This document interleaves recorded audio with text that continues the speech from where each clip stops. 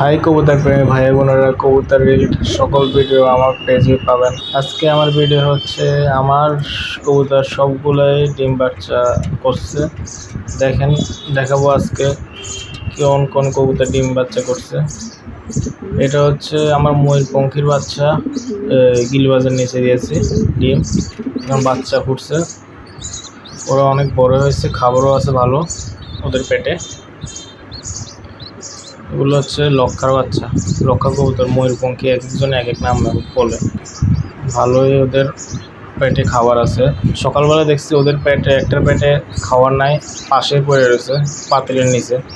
পরে খাবার দেওয়ার সময় ওদেরকে উঠে দিচ্ছি আবার। এটা হচ্ছে আমার চন্দন কবুতর।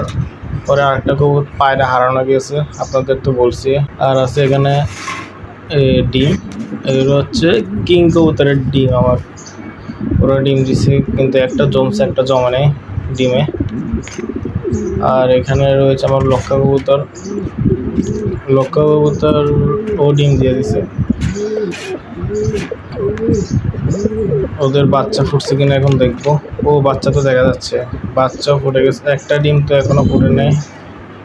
এই বাচ্চা তো অনেক বড় হয়ে গেছে, ডিমটা অনেক আগে ফুটছে, কিন্তু ওই ডিমটা ফুটে নেই কেন জানি না। ওই ডিমটা ফুটবে কিনা আমার তো মনে হচ্ছে না। আপনারা কমেন্ট বক্সে জানান ওই ডিমটা কি ফুটবে না।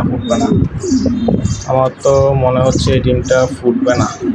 আচ্ছা, তো দেখি আরও 2 দিন যাব। আমার নিচে জোড়া কবুতর ডিম দিচ্ছে কিনা দেখবো। ওই দিন দেখছি টাকাটাই করতেছে নর্মাদি একসাথে, একজন আরেকজনকে খাওয়াই দিচ্ছে, ক্রস করতেছে। ওরও ডিম দিয়ে দিচ্ছে, মনে হয় কালকে ডিম দিছে। তাহলে আজকে ডিম দিবে না, আবার পরের দিন ডিম দিবে। আমার কবুতরের জন্য দোয়া করবেন, যাতে কালো কবুতরের জোড়াটা ডিমগুলো জমায়।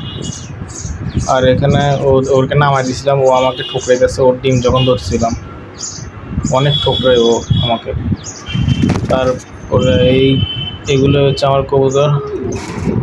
এর পাশে আছে যে কবুতরটা হচ্ছে গিলবাজের পায়রাটা তাকে ধরে যায় না, অনেক লাফালাফি করে। অনেক ভালো একটা পায়রা, ডিম বাচ্চা ভালো করে বাচ্চাদেরও ভালো খাওয়ায়। কবুতরটা অনেক শখের একটা কবুতর, অনেক ভালো কবুতর। এখনও ছাড়ি নেই একবারও। ও ডিম বাচ্চা করছে 2 বার।